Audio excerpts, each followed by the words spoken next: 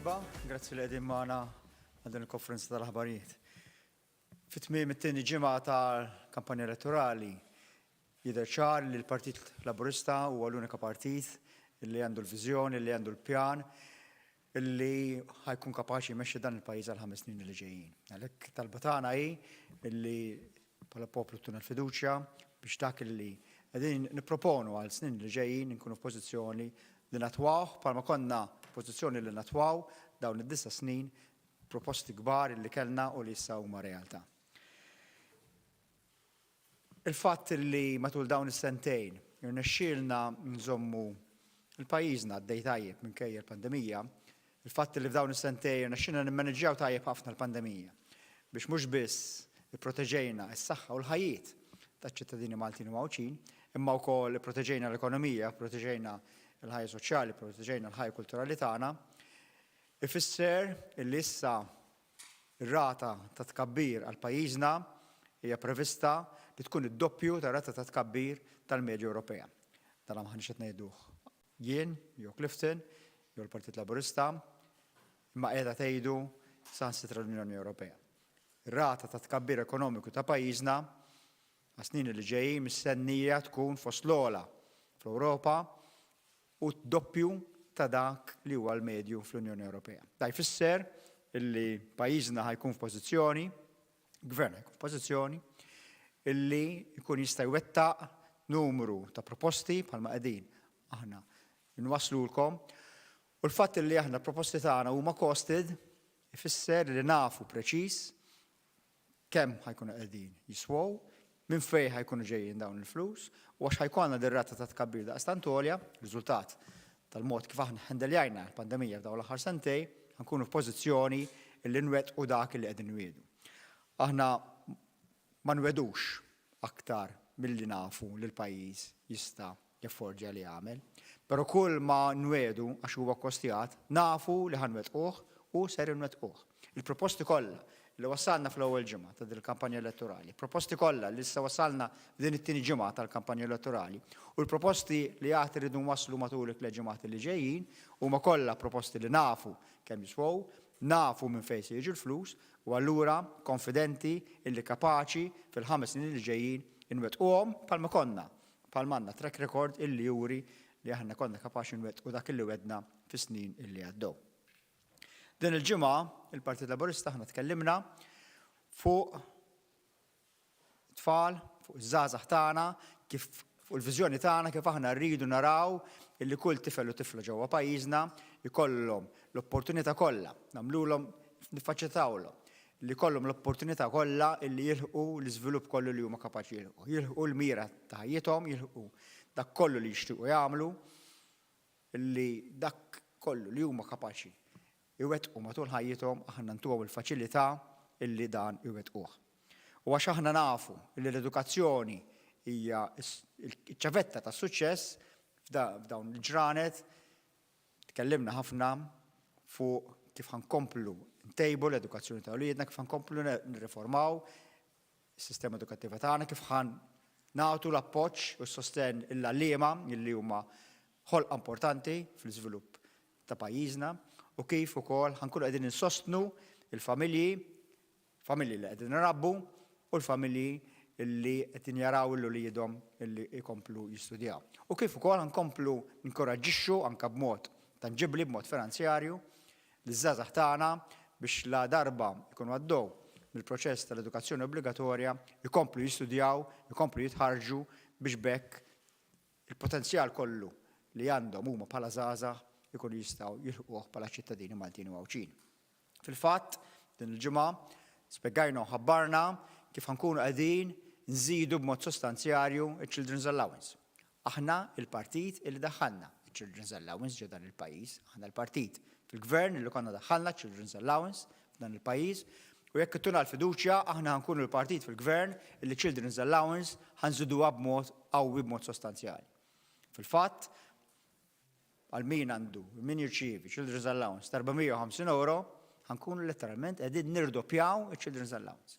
€90 fis-sena l-5 snin, €450 għal kull tifel jew tifla li allura jfisser żieda qawwija fil-Children's Allowance il-familji Awċin u Maltin. Ħankunu qegħdin ukoll nżidu l-benefiċċji għal min jaddotta jew għal min ikollu tarbija, benefiċċji tat-twelid jew benefiċċji tal-adozzjoni. Diġà f'dan il-budget żidnihom b'100 €. Qegħdin nipproponu jekk konna l-fiduċja tal-poplu li nżiduhom b'100 € ieħor għal kull wilt. Minn 300 lajna l-400 u ħanitilgħu għal 500 € għal kull wilt. Għajnun oħra għal familji għal koppji li jkunu qegħdin irabbu it-tfal tagħhom. Però din il-ġimgħa tkellimna wkoll fuq waħda mill-aktar affarijiet li jiena kburi biha f'dan il-manifest, il-mod ta' kif ħankomplu ngħinu koppji, ommijiet potenzjali, missieriet potenzjali illi għandhom diffikultà imma jixtiequ li jkollhom familja, jixtiequ li jkollhom tarbija, jixtiequ li ħadnu ħajja ġdida magħhom illi jkollhom l-opportunità illi huma wkoll jibnu familja. L-istorja tal-IVF ġewwa pajjiżna f'dawn is-snin riċenti hija storja ta' suċċess. Però kien il-Gvern Laburista, il-Partit Laburista fil-Gvern illi wettaq dan is-suċċess mal-koppji, mal-familji ġodda illi llum għandna ġo dan il-pajjiż. Kien il-Gvern Laburista illi minkejja li kien hemm apparat illi kien daħlu l-Gvern ieħor qatt ma ntuża beda s-sistema tal-IVF, il-proċess tal-IVF mingħajr ħlas ġewwa l-isptarijiet tagħna. U allura jiena waħda mill-iżjed affarijiet li kburi biha bħala politiku, illum għandna, grazzi għall proċess tal-IVF ġewwa pajjiżna, 410 tifel u tifla, xi wħud minnhom illum tfal tal-iskola illi meta tarhom bil-fors titbissem u bil-fors tħossok kburi li deċiżjoni politika waslet għal dawn il-ħajjiet kollha, 252 minnhom mill-proċess ta' mingħajr ħlas ġewwa l-isptar tagħna. Ħajjiet ġodda, familji ġodda, ommijiet u missierijiet ġodda, nanniet ġodda. Ferħ u opportunità li ma kinux id-deċiżjonijiet koraġġużi ta' dan il-gvern kieku daw il-ħajjiet illum ma jeżistux. U għandna bħalissa 24 mara li hija tqila bil-proċess tal-IVF, 3 minnhom bit-twins, allura qed nistennew 27 tarbija ġdida u minn hawnhekk nawgurawlhom tal-ferħ li daw tfal ħajġibu fil-familji tagħhom fil-ġimgħat u fix-xhur li ġejjin. L-emendi li daħħalna matul din il-leġislatura fl-2018 kienu emendi importanti li komplow iwessaw il-proċess tal-IVF biex aktar koppji setgħu jsiru ġenituri, seta' jkollna aktar ammijiet, seta' jkollna aktar ħajjiet, aktar tfal, aktar trabi ġew dan il-pajjiż. Aktar ċittadini Maltin u Awċin li ħajikbru u ħajkomplu jikkontribwixxu għas-soċjetà għaż-żbuħija tas-soċjetà tagħna.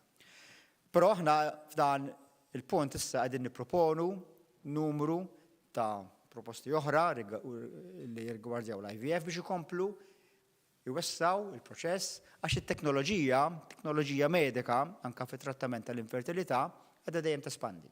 U allura iva wasal iż-żmien illi fix-xhur, letteralment fix-xhur li ġejjin, jekk il-poplu jtuna l-fiduċja, nkunu f'pożizzjoni li nkomplu nemendaw il-liġi tal-IVF biex nkomplu nsaħħu u nagħtu aktar possibilità li l-aktar koppji jsiru ġenituri huma wkoll.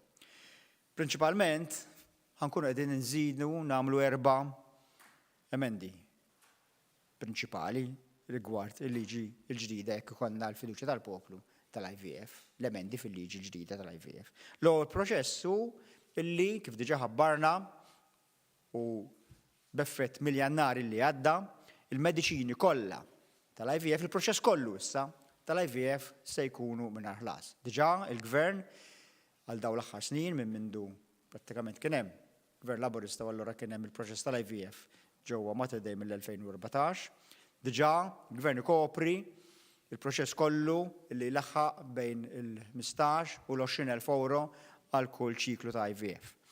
Issa, u mill-ewwel ta' Jannar li għadda, il-mediċini kollha li jkunu qegħdin jiġu użati f'dan il-proċess ħajkunu mingħajr ħlas, ħajkunu fil-formalità tal-Gvern fix-xhur li ġejjin, imma diġà bdejna nagħtu anke refużjoni ta' min ikun diġà ċuża dawn il-mediċini mill-ewwel ta' Jannar li għadda.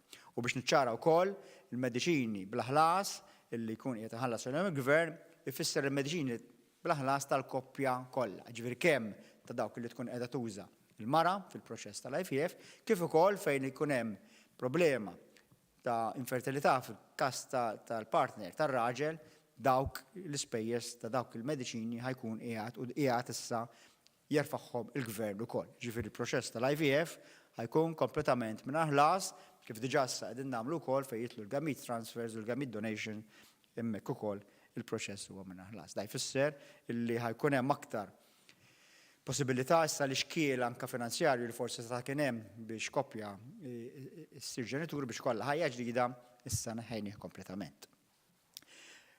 U qegħdin nipproponu wkoll jekk ikollna l-fiduċja tal-poplu illi l-emendi l-ġodda ħaj sarfu f'aktar ċikli mingħajr ħlas tal-IVF. Ġifieri aktar opportunità illi koppja ikollha wild. Palma tafu intkom mhux kull ċiklu ta' IVF ikun suċċess. Ir-rata f'Malta hija tajba ta' 21% imma mhux kull ċiklu ikun ta' suċċess u allura sal-lum kien hemm possibilità ta' 3 ċikli tal-IVF. Sal-lum jekk ikun hemm embryo transfer, ġifieri jekk ikun hemm embryon li huwa preservat li mbagħad jintuża jiġi implantat fl-om, dak kien qiegħed jitqies bħala ċiklu separat. Minn issa dawk l-embryo transfers ħajkunu parti mill-ewwel ċiklu u allura jkun hemm il-possibilità anke jekk isiru numru ta' embryo transfers illi jsiru ċikli oħrajn.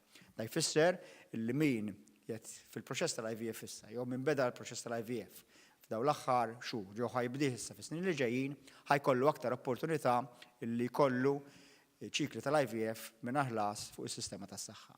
Għal dawk il-koppji illi diġà użaw 3 ċikli tal-IVF illi joffri l-gvern, jekk ikollna l-fiduċja tal-poplu u la darba ndaħlu l-emendi l-ġodda ħankunu qegħdin noffru ċiklu ieħor mingħajr ħlas biex huma wkoll ikunu jistgħu jibbenefikaw minn din l-emenda illi ħankunu qegħdin nagħmlu. Ħadin ngħidu wkoll illi l-liġi l-ġdida testendi l-età ta' possibilità li tagħmel IVF minn 43 sena għal 45 sena biex bekk nagħtu aktar opportunità lin-nisa u lill-koppji illi jkollhom il-wild. Ta' jista' jsir għax l-avvanzi fix-xjenza jkomplu jgħinuna illi nestendu il-possibilità tal-IVF. Ħabbarna wkoll illi u diħa tkun parti mill-emendi ewlenin illi nkunu qegħdin nagħmlu fl-ewwel mitjum ta' gvern ġdid Laburista, ġifieri sakemm il-Parlament il-ġdid jkun waqaf għal vakanzi tas-sajf inkunu għaddejna dawn l-emendi tal-IVF. Ankora qegħdin nipproponu wkoll illi min diġà għandu l-ewwel wild kemm b'mod naturali kif ukoll b'IVF imma għad għandu jew għandu problemi ta' infertilità ħantuh l-opportunità illi jekk ikun jixtieq, jekk dik il-koppja tkun tixtieq ikollha anke b'IVF fuq il-servizz tas-saħħa it-tieni wild ukoll. Sa issa kien hemm dik l-esklużjoni li jekk inti diġà għandek tarbija mal-istess partner ma jistax ikollok l-IVF mingħajr ħlas, dik l-esklużjoni ħanneħħuha biex bekk minn diġà għandu tarbija u għad għandu problema ta' infertilità jixtieq ikollu tarbija oħra aħna issa ħantuh dik l-opportunità illi jagħmilha wkoll mingħajr ħlas. Mbagħad ħankunu qegħdin nużaw it-teknoloġija avvanzata li issa aktar ma jgħaddi żmien aktar qiegħda tiġi rfinata, illi f'dawk il-każijiet fejn ġenituri jkunu diġà għaddew minn esperjenza qarsa ħafna u jiena bħala kirurgu ta' tfal nista' ngħid illi daw ikunu sitwazzjonijiet ta' ħilqal kbir. Fejn jkun hemm koppji li diġà għaddew minn sitwazzjoni qarsa fejn tilfu tarbija minħabba problemi ġenetiċi, kultant jew fil-ġuf stess jew fl-ewwel xhur tal-ħajja, ħankunu qegħdin nużaw teknoloġiji stabbiliti biex naraw illi daw il-koppja jkollhom il-possibilità li jkollhom wild mingħajr ma jgħaddu minn esperjenza oħra qarsa bħal din. U bekk ħankunu qegħdin noffru l-possibilità kollha possibilitajiet kollha ta' IVF illi diġà jeżistu f'ħafna pajjiżi barranin, illi ħafna koppji Maltin imorru għalihom f'pajjiżi barranin, imma issa jkunu jistgħu jagħmlu f'Malta. F'Malta għandna r-riżorsi, għandna t-teknoloġija, għandna l-professjonisti li huma kapaċi ħanużawhom. Ħanagħmlu liġi biex niffaċilitaw dan il-proċess ħalli min jixtieq ikollu ħajja ġdida, tarbija ġdida ġewwa pajjiżna ma jkollux għalfejn isifer biex jagħmel dan. Fuq kollox aħna meta nħarsu lejn għajnejn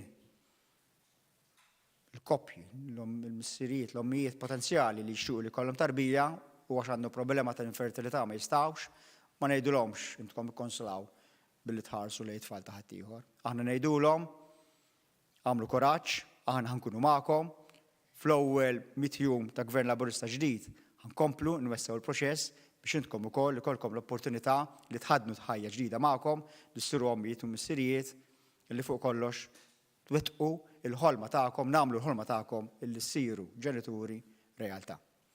Ħanitlob issa lill-Ministru Clifton Grima biex ikompli espandi anke fuq il-proposti li għandna speċjalment fil-qasam tal-edukazzjoni, proposti b'saħħithom ħafna, il-kelma fidejk Clifton.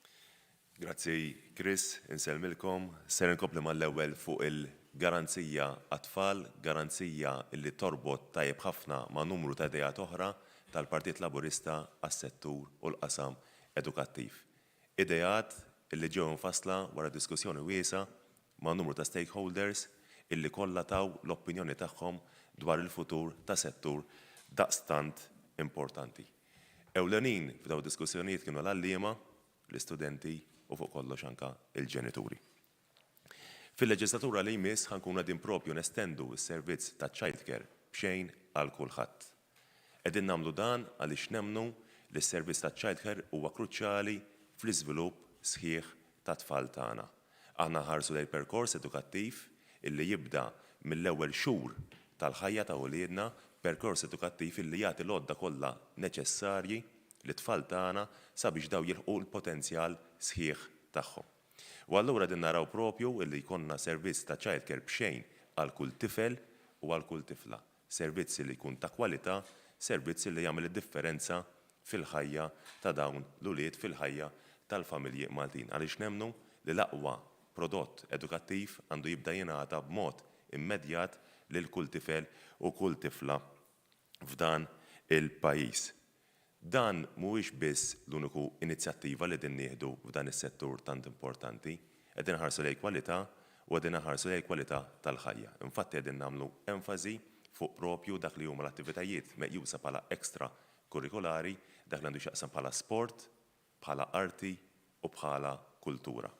U allura hemmhekk bħala gvern ħankunu ta' spalla sabiex nassiguraw illi uliedna huma minn huma ġejjin minn fejn ġejjin ikollhom propju aċċess sħiħ għal dawn l-oqsma tant importanti. Aċċess sħiħ illi jassigura illi jkomplu jikbru, jkomplu jimirħu, jkomplu jiżviluppaw b'mod sħiħ. L-aspett soċjali u din hija opportunità tant importanti li bħala gvern ħankunu hemmhekk ta' spalla għall familji tagħna, għat-tfal tagħna sabiex propju kull tifel ikollu dal-aċċess. U dan nikkonsidraw għaliex nemmnu li dan huwa mezz ta' inklużjoni għat-tfal tagħna. U allura huwa propju għalhekk li ħankun qegħdin nagħtu tax credit ta' €300 fis-sena għal kull wild tax credit illi permezz tiegħu ħankun qegħdin nagħtu aktar inċentivi lill familji tagħna sabiex nassiguraw illi tfal ikunu qegħdin jersqu il-qudiem u jesperjenzaw il-ġmiel ta' dawn it-tip ta' inizjattivi. Għal min għandu salarju tiegħu li ma jinqabadx fil-brackets tat-taxxa, dan se jieħu din is-somma bħala għoti. Allura hemmhekk qegħdin nassiguraw illi nilħu kull tifel u kull tifra ġewwa pajjiżna. Xi ħaġa oħra importanti li rrid insemmi hija li ser nagħtu laptop b'xejn propju lill-studenti tas-7 sena filwaqt li wkoll nestendu dik li hija l-one tablet per child għall-istudenti tas-sekondarja tagħna. Fl-aħħar xhur tallimna l-importanza tat-teknoloġija fis-sistema edukattiva tagħna u rridu nkomplu nassiguraw li nkomplu propju nibnu fuq dan l-aspett tant importanti fejn rridu nkomplu nagħtu l-għodda kollha neċessarja fis-sistema edukattiva tagħna lill-edukaturi immanka lill-istudenti u l-familji sabiex dawn ikollhom l-għodda kollha neċessarji sabiex jieħdu l-aqwa edukazzjoni possibbli.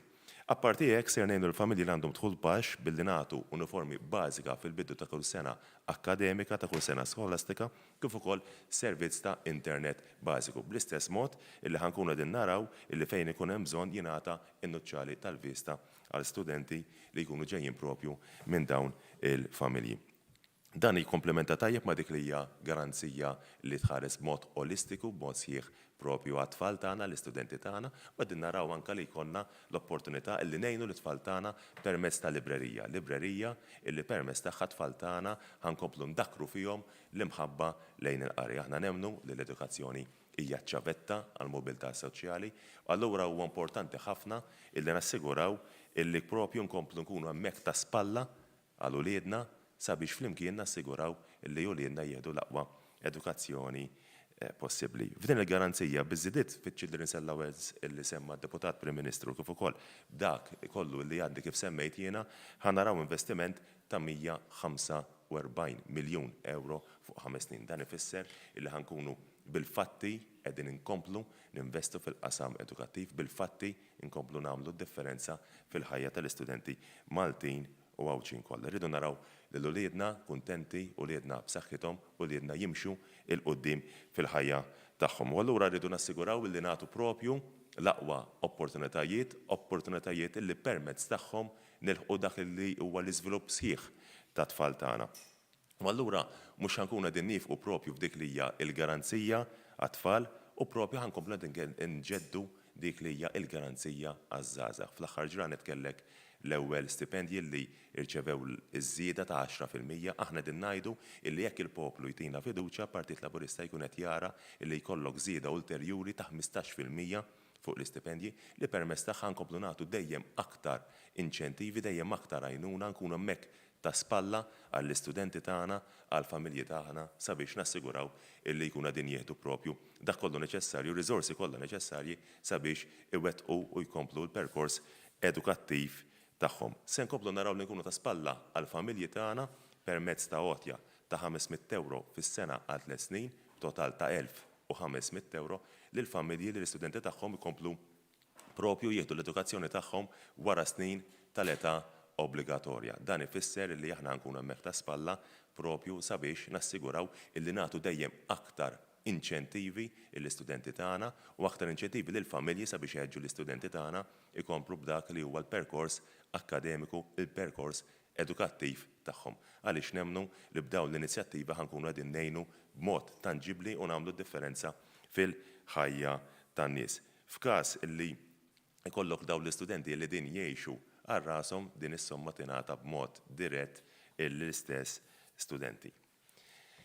Fejn għandhom x'jaqsmu l-edukaturi, l-għalliema, hemmhekk ukoll għandna pjan ambizzjuż. Aħna nemmnu li l-għalliema huma ċentrali fis-sistema edukattiva tagħna, aħna nemmnu li l-għalliema huma kruċjali fl-iżvilupp sħiħ tat-tfal tagħna, u allura ħankomplu nassiguraw li nataw l-aqwa kundizzjonijiet possibbli u propju għandna pjan ambizzjuż ħafna għall-għalliema tagħna, l-edukaturi tagħna fil-manifest elettorali u ħafna minnhom dawn il-proposti ġejjin propju minn numru tal-laqat illi kellna ma' rappreżentanti tal-għalliema, minn numru tal-laqat illi kellna anke mal-edukaturi infushom sabiex nassiguraw illi wieħed ikollu stampa ċara ben definita u nkunu nafu fejn flimkien irridu propju naslu. L-għalliema nixtieq ngħidilhom messaġġ dirett.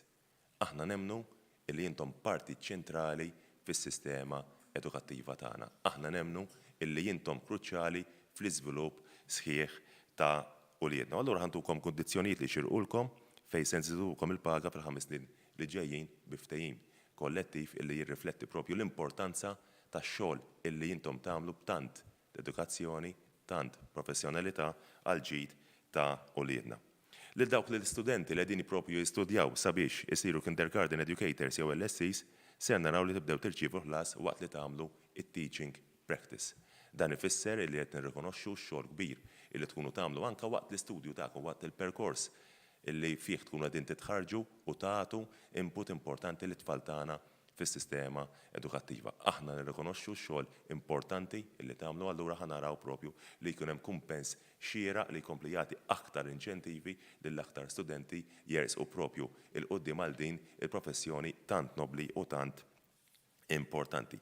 Ser nibdew ukoll diskussjonijiet dwar ċentru ta' riċerka dwar il-politika tal-edukazzjoni li propju jkun indipendenti mill-gvern. Hawnhekk qegħdin ngħidu illi rridu naraw tibdil propju f'dik li hija s-sistema edukattiva daw wara konsultazzjoni, tibdil li nemmlu li jista' jsir biss wara diskussjoni wiesa miftuħa mal-stakeholders kollha fejn għalfejn li għandna naraw tibdil kbir f'dik li hija l-politika marbuta mal-homework u l-ħin liberu għat-tfal. Wasal iż-żmien li b'mod serju niddiskutu propju dak li rridu naraw l-uliedna jieħdu mis-sistema edukattiva. Sistema edukattiva li għandha tħares lejn dik li hija kwalità, sistema edukattiva li għandu propju tħares lejn it-tfal tagħna li jkollhom l-għajnuna kollha neċessarja sabiex ikollhom il-ħiliet fil-ħajja li qegħdin ngħixu sabiex ikunu propju jistgħu jimirħu fis-soċjetà Maltija b'suċċess lil hemm il-bankijiet ta' l-iskola. Jina biex intemm u qabel ngħaddi l-kelma lura lid-Deputat Prim Ministru rrid ngħid li hemm commitment min-naħa tal-Gvern li ħankomplu ninvestu f'dik li hija infrastruttura tal-bini tal-iskejjel tagħna, ħankomplu nagħmlu refurbishment, ħankomplu naraw illi jkollna l-bini ġol iskejjel tagħna, ħankomplu naraw illi l-iskejjel tagħna jkunu post li fih it-tfal u anke l-edukaturi iħossuhom komdu, ikun post li fih tingħata l-aqwa edukazzjoni possibbli lil uliedna. Għaliex nemnu li uliedna it-tfal tagħna jixraqilhom biss l-aħjar. Nirringrazzjakom ngħaddi l-kelma lura id-Deputat Prim Ministru. Prosut Clifton, f'din it-tieni ġimgħa tal-kampanja elettorali qed jidher il-proposti tal-Partit Laburista huma proposti seri, proposti li huma fattibbli, proposti li aħna nafu eżatt kemm ħajswawna u nafu eżatt minn fejn ġejjin il-flus għalihom. U allura proposti li aħna konvinti li jistgħu jsiru. Qed nitolbu l-fiduċja tagħkom biex nsarfuha f'ħajja ħjar għalina l-koll. Ħajja ħjar għal-uliedna, ħajja ħjar għaż-żazax tagħna, ħajja ħjar għall-familji Maltin u Mawċin. Fuq kollox aħna rridu lil min għandu l-ħolma li jkollu familja, min għandu ħolma li jkollu tarbija, min għandu ħolma li jkollu ħajja ġdida fis-soċjetà Maltija, dik il-ħolma nagħmluha kemm jista' jkun realtà. Irridu naraw li din il-ġimgħa tkellimna dwar kif irridu naraw li nkunu ta' sostenn għal min qiegħed irabbi, ta' kif niffaċilitaw li min irid ikompli jistudja għax nemmnu li l-edukazzjoni hija ċ-ċavetta tas-suċċess ta' pajjiżna, ta' kif ħankomplu ndaħlu l-kultura tal-qari ġewwa l-pajjiżna, ta' kif irridu nkomplu nsaħħu l-edukazzjoni tagħna anke billi naħdmu u nirrikonoxxu x-xogħol kbir li jagħmlu l-għalliema tagħna. Fuq kollox irridu naraw li s-soċjetà tagħna tkun soċjetà aħjar, soċjetà fejn il-ħolm ta' kulħadd jista' jiġi milħuq dak li inti tixtieq tagħmel f'ħajtek.